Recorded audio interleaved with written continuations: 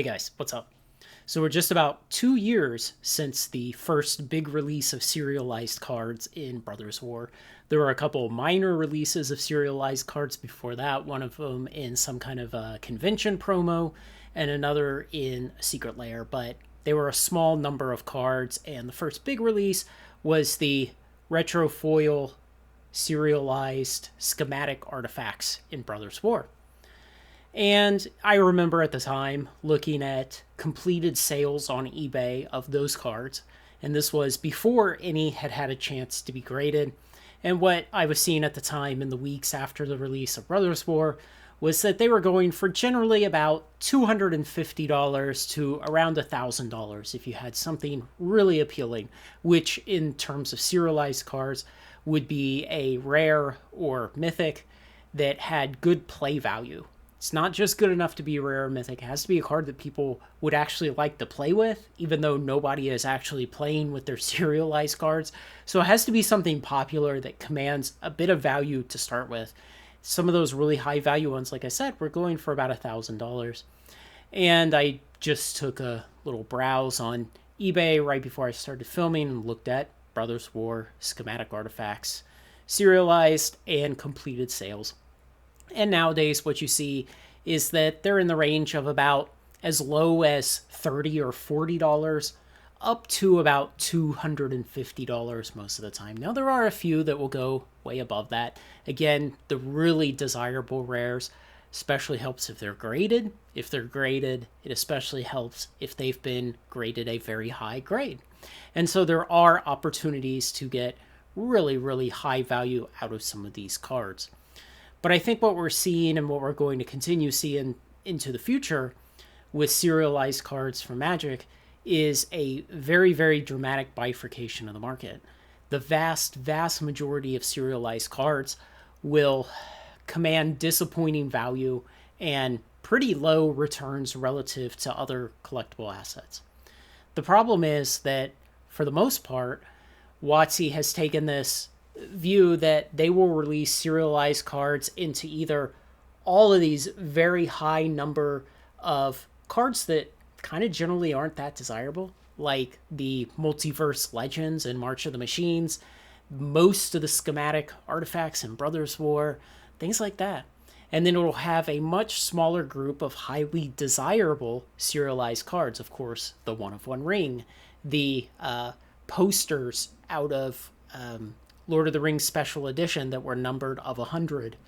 The Dwarven and Elvish and Human rings from Lord of the Rings, those were numbered in the hundreds for the foils. They were 300 for the Elvish, what would it have been, 900 for the Dwarvish, and 700 for the Human rings. And then in the thousands for the non-foil versions.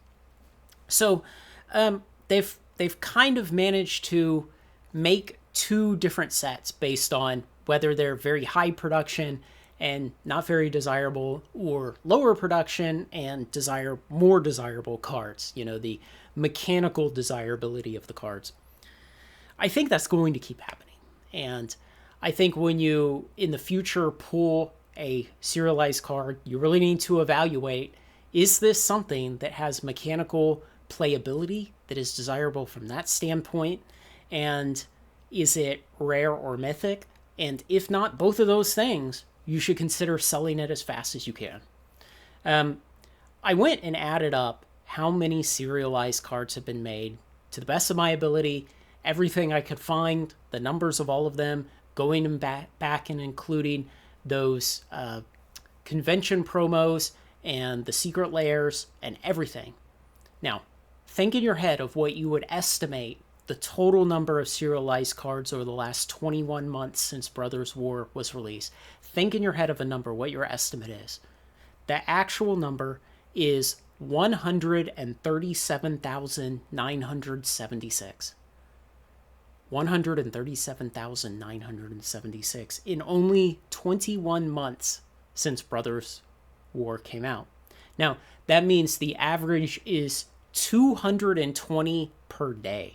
And we haven't had Duskborn fully spoiled yet. We're not sure if it will have serialized cards. Of course, not every Magic release is getting serialized cards.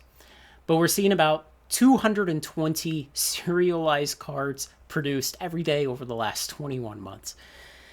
And I think in the long term, that's really going to water down most of the market for serialized cards. In sports cards, they started serialization about 25 years ago. And with sports cards, there is no game to play. So everybody who is into sports cards is there for the collector aspect. They're there because they love the team, or they love the player, or they love the era, or something. They're there to collect those cards. And so when they introduced serialization to sports cards, it gave an additional degree of collectability for people to pursue. They could pursue having a serialized version of all the different serialized sets of maybe their favorite player or whatever. In Magic, it's not really the same. The vast majority of people here in Magic are here to play the game. Some people do collect also, but those collectors almost always also play. And so the amount of money that's coming into Magic every day or every week or every month that is funneling specifically towards collecting is much lower than it is for, say, sports cards. And it's a small percentage of the overall money coming into the Magic ecosystem over time.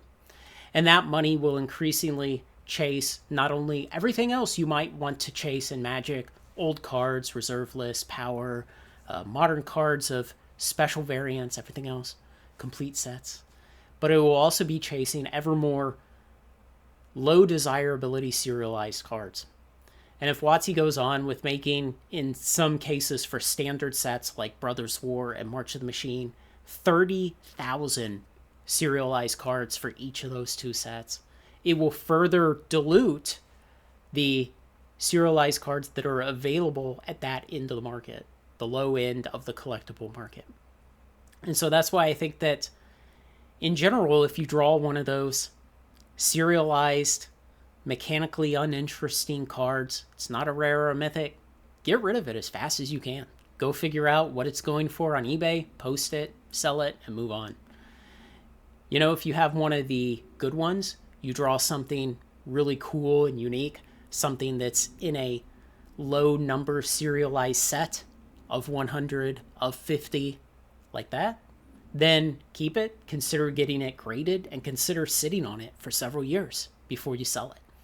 Because as that market gets more and more bifurcated, I think there's going to be more people competing for those really high-end serialized cards that will have a great future, and fewer people competing for the ever-increasing number of the low-value serialized cards that are going to continue to get flooded with more and more and more by the thousands and by the 10,000s as time goes on. I think what WOTC should do if they really want to save this whole serialized card thing is to never, ever again release any serialized card that is numbered anything more than 50. Make them truly rare and exceptional so that even if you apply it to an unloved card, a mechanically uninteresting card that no one wants to play anywhere, it's still so rare that it will command a good price, so that people pulling them out of packs will be truly excited and they will be an actual chase for something valuable. I think the number of sets that they make that are lower and lower number should be increasing. I think they should do more unique artwork one-of-ones. And they should have several of them when they do them. And I fully expect when we get out there to Marvel crossing over with Magic in 2025, we're going to see the Infinity Stones and the Gauntlet all as one-of-ones. I think they need things like that, but I think other things should be considered, like taking specific characters and making 5 different one-of-one cards with unique artworks in one set. And maybe just make it where there's only 5 serialized cards in that entire expansion, but they're all one-of-one of the same important character, each with unique artwork. I think that would go a long way to kind of fixing the problem with the serialized market.